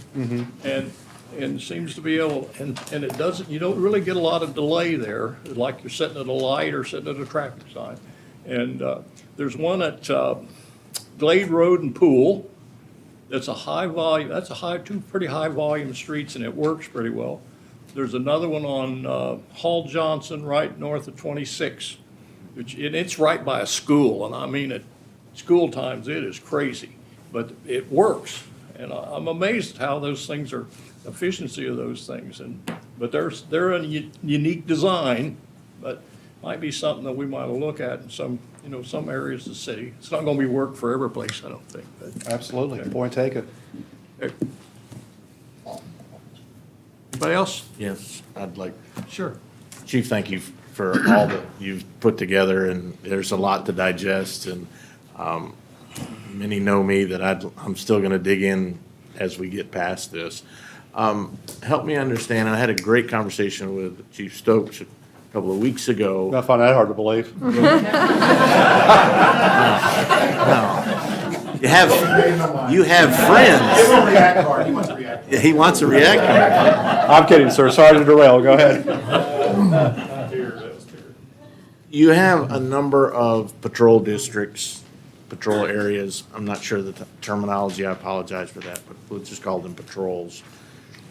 Obviously, you've got the top 10 here. Are they, and we can see where they are, and I'm sure that they kind of mold into 2 or 3. I'm not sure what the numbers are, because I'm not familiar with your overlays. But would having additional patrol officers, traffic enforcement officers, assist at a level to put more cars, and we're going to have a car topic later in the agenda this evening for patrol vehicles, on the street. So therefore, there's the visual recognition. And yes, we've all had the call from the neighbor, the resident, and said, they're speeding on my street. And I look out, and of course, it's happened and it's gone. Yeah, sure. So it's trying to build a level of people are watching, and therefore you have the complex slide. It's about engineering, it's about the data, and about enforcement, and about education. All of those things kind of interweave. So I think we have to look at how we handle this. This is not going to be a snap judgment. Oh, you have something up there like we had in the event space. Let's take option 2. We don't have that here. There are lots of different things that are in play. And so you put it very effectively, feasibility and cost, being able to address the return on that investment. And so I'll ask, are there areas here that fall into one of your patrol districts more often, and you see your past history of putting your traffic enforcement officer in there to settle that down? Okay, yeah, that's a lot of question there. It is a lot of questions, And, and I'm recognizing the point that Oh, you're absolutely. making, that we're not gonna come away with a snap judgment here. Right. And this is the beginning or the continuation of a long discussion. Richard brought it up, I've had traffic issues in my district, we all have. Sure. And so we wanna address that. What we see here are the big streets, Highland Meadow or Gatwick Place is not up there, and any one of us could rattle off, Fike Road or. Yes, sir, and the speed limit's lower on those roads. Correct. And so that's, when they introduce this, these are the through roads. It's not the. Correct. The side residential streets, which. Right. Even going a little bit over 30, it's significant, right? You don't want people driving that fast through your neighborhoods. We get Correct. it. So let me try to parse your question. First of all, I appreciate the questions, and we are open to constructive criticism, to suggestion, whatever at the police department. And just so we're talking the same language, we call them beats, and the city's divided into 7. And actually, this is kind of a snapshot throughout the city. And I Right. think we're finding that more and more in everything, be it traffic, be it truck traffic, calls for service, what have you. It's just because of the way the city has grown. Great. And then our policing model, how are we changing that to address this growth? And obviously, I don't want to beat the dead horse of staffing issues, but to answer your question, would more help? Of course, more would always help. However, we have what we need. It's filling the spots that we have now. Correct. Because when we are full staffed, I think we're a dynamic police department. Those 2 traffic spots that we have are specifically for that. So there was a previous council that said, yes, we need these traffic spots to focus specifically on this. And so the officer that's held down the one spot for the longest until we've had to put him back into patrol for staffing issues was Rory Babineau. Wonderful job at it, something that he enjoys doing. And that's, you're always going to get good results when somebody enjoys what they're doing, Sure, right? of course. Enjoyed what he does, chomping at the bit to get back to it, right? Which is great, because some people don't like working traffic, you know? Right. But it's something we have to do. So yes, it would, but we do have the resources that we need right now. It's just a matter of getting a body to put in there to implement the resource. So I hope I didn't talk around the question. Okay. And we're well, this group here, and we want the community to know that it's a long process of getting your officers into the mix. It's not, you're not signing someone up today and have them on the beat tomorrow. We understand that. And we appreciate that, And we yeah. want the funding model to continue to absorb our growth, allow your staff to expand and meet the needs of the community. And it's very diverse, as you've already alluded to, with all the beats that are growing and the opportunities that we have. I'm not a big fan of, traffic calming. We've held some, conversations in this room before. It's a change, and people don't like a whole lot of change. But what we're talking about here is the enforcement. Sure. And I think that's something that you can control. Absolutely. The enforcement. And I think people want to see the enforcement more than they want to circle on pick an intersection. Right, yeah, I got So I think we're looking at those type of things. But I want to make sure that, many years ago, we had a traffic engineer, Dave Davis, and some of the older folks will remember. We had a traffic engineer. So help me understand where that traffic engineering occurs now. Is that in? It's in the Streets Department under Public Works. Okay. So I actually asked a lot of these questions that I didn't know either. But let me get to my note on this too. So they hire outside companies to perform these surveys, and they've got a professional services agreement list that they use whenever they do that. And so they've used it, from my understanding, for ad hoc issues lately, especially with the growth. Because like I said, you use them to determine, do we need stop signs here, signal lights, and so on, as you all know. A traffic signal at Marsh and Tanglewood at the north end is very interesting and very desired in that neighborhood, as well as reconfiguring Garden Brook at Marsh Lane as well.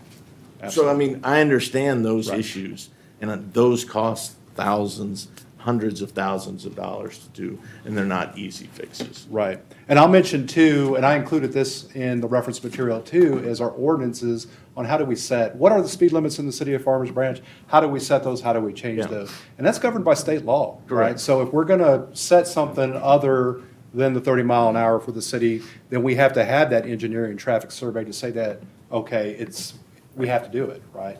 So we have to have that documentation, which is done through the Public Works Department. We had an increased enforcement program at one time that we used to do, where we got a lot of complaints. We concentrated on an area, created a lot of ill feeling, because we ended up stopping them and their neighbors and their children and all that, who's got the tickets. And so it became kind of a negative of.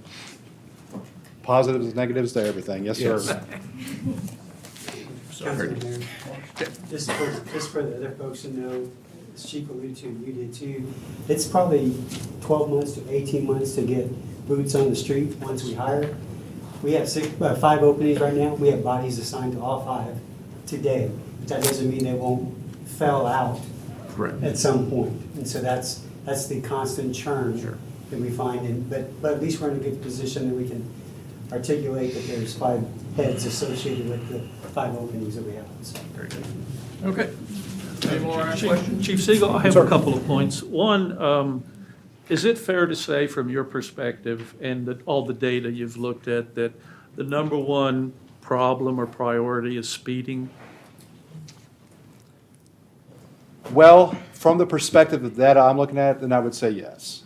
Okay. But again, we got to go with the logical premise, or maybe someone would call it an illogical premise, but that I'm using the traffic data because, like I said, it's difficult. What do we capture as a police department for data? And then how can we show speeding and congestion with that data? So, but yes, sir, I would definitely say that. I mean, you're always going to say what's your number one contributor, that's speeding. In a more comprehensive PowerPoint, I think I spell that out as, okay, if you're speeding, it's more difficult to react to anything. You got a longer stopping distance.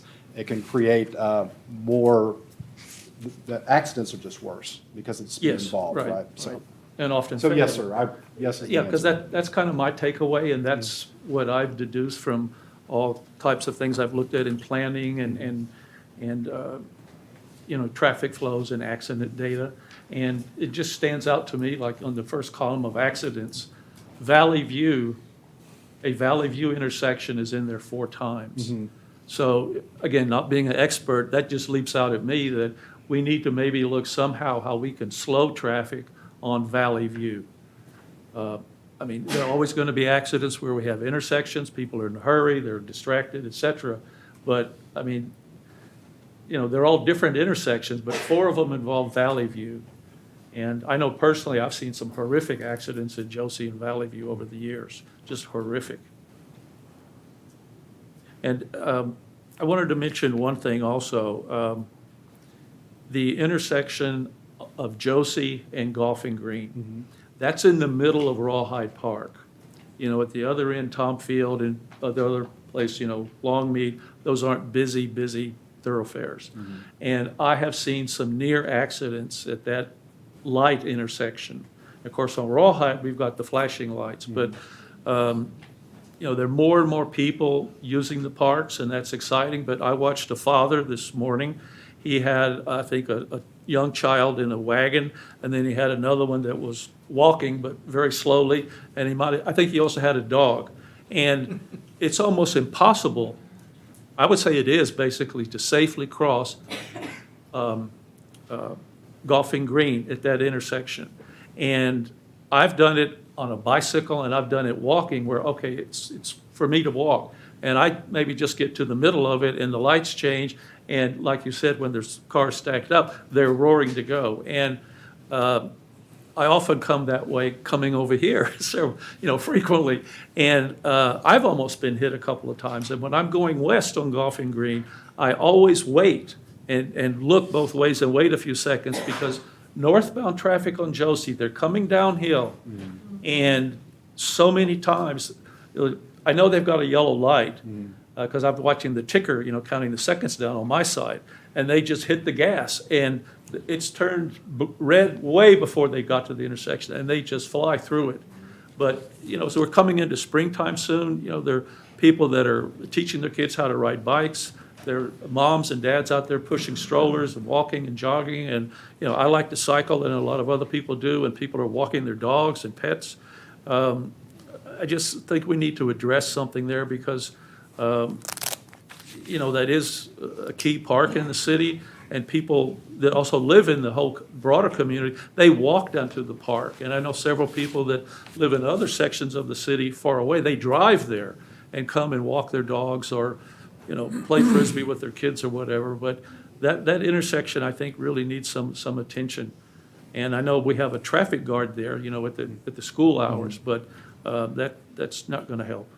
I agree with you, and then, I'm sorry, and then topographically, you have that little curve too, that's right there, Yes. that doesn't help, and there's an awkward little turn lane there that doesn't seem to jive with the road, so to speak, Yes. but yes, absolutely. Yeah, and one other point that makes me think, one time actually after a council meeting here, I almost got hit. I was on Golfing Green, I was at that light, and from Golfing Green going east, it comes up kind of a knoll. Well, the light had changed from red to green, I don't know, 100 meters before I got there. So because I was going 30, and I came up over the knoll, and a guy going west, who obviously couldn't see me coming up, was in a pickup truck, and he turned left in front of me.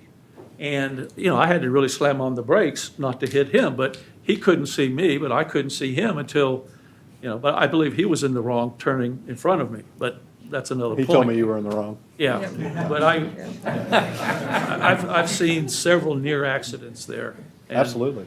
And sometimes when I'm sitting there and, you know, I get a green light and I know the others have red, they come flying through. I just hit my horn, you know, but I'm not going to go try to chase them up Josie, you know, because they're already going like 40 or 45 miles an hour. So I think that's a really good point, Michael. That intersection there at Josie and Golfing Green is kind of wide open. There's a third street that kind of comes in at an angle. Yes. Veronica. I think it Veronica. is.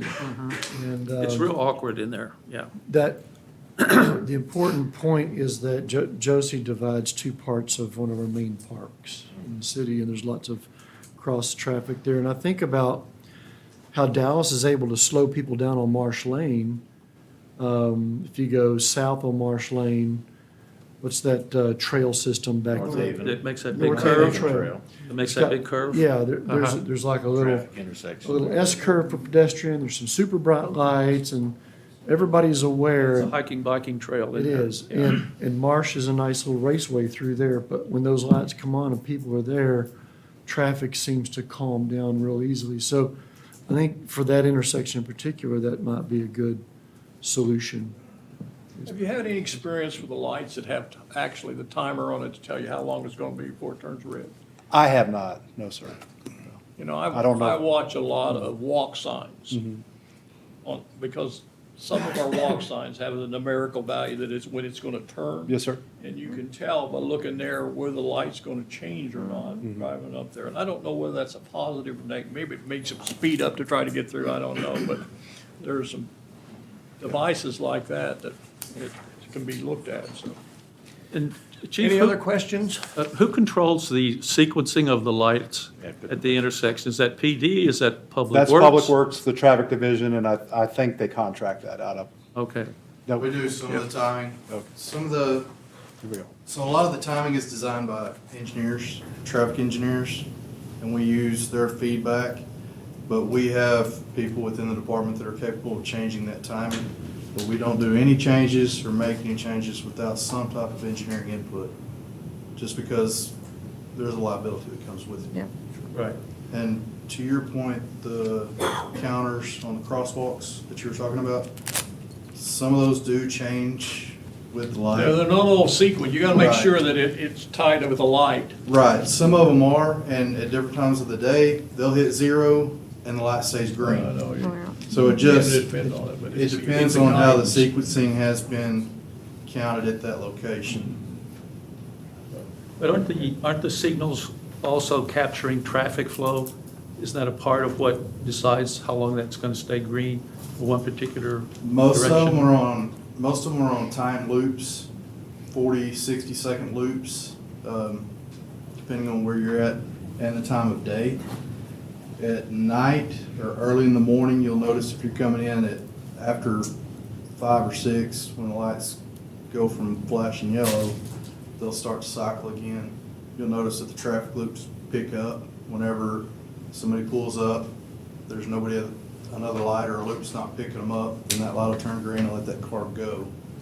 But not necessarily. Most of them during the day, when there's a high traffic volume, they're on timed loops. Okay, because I've had that question from residents often, because they'll be wanting to go across this intersection or one of the others, and they said, well, I felt if I was in a car, you know, the light would have stayed green, but I was walking or I was biking or pushing my kid in a stroller, and they kind of got halfway in the middle of the street, and then the light changed, and they were stuck. At low They flows. thought the cameras were catching automobiles, but not individuals or bikers. Not necessarily. Some of our locations have a camera system. Most of them have traffic loops though, that are pressure loops or signal loops by magnetics. And those are, most of them are timed for the most part. Okay, thank you. Yes, sir. Any other questions? Thank you. Okay, council, good discussion. We just. We're going to applaud you too. Okay, how about, the next item is discuss future agenda items. Anybody have anything they would like to have brought back to state? David? Ben, could we have our friends from the solar farm provide us an update of where they are? It's almost a year. March will make a year, so give them an opportunity to have an update on where they are with TCEQ and their projections. Be helpful. And then secondarily, I have, we have our strategic planning event scheduled for the end of February. Yes. And so I want to make sure that we have the opportunity to discuss kind of what we're interested in talking about from a council perspective, plus what you guys will bring to us from the city. And you know me, metrics are, first and foremost. So, and I know your team has put together new metrics and looking at Yes. those. So that would be sort of an opportunity for the council to engage in what that agenda might look like or cover, as well as talking about metrics. The plan is February 7th, I believe, or the first meeting in February. We're going to try and bring that back for consideration for you. Perfect, okay, very good, thank you. That's it at the moment. Richard? All good. Good. I'm good today, thank you. Tracy? I'm good. Okay, all right. Yeah, I think that's, okay. Yeah, some point in the future, I'd like for us to, and I want to wait till we get, our police situation all settled out, the new people, but I'd like for us to start looking at some electronic technology to help our police force and do their job. I think there's some things out there that could better make their job safer and better and provide better for the citizens, so, but I'll give you more information on that as we get along. Probably be more in March or sometime frame. Okay, that's all we have, and the time is 4:55. Study session over. Thank you all for attending. Anybody that have any comments they want to make to us? Okay. We'll reconvene at 6 o'clock. I don't guess we have any executive. Nope. Excellent.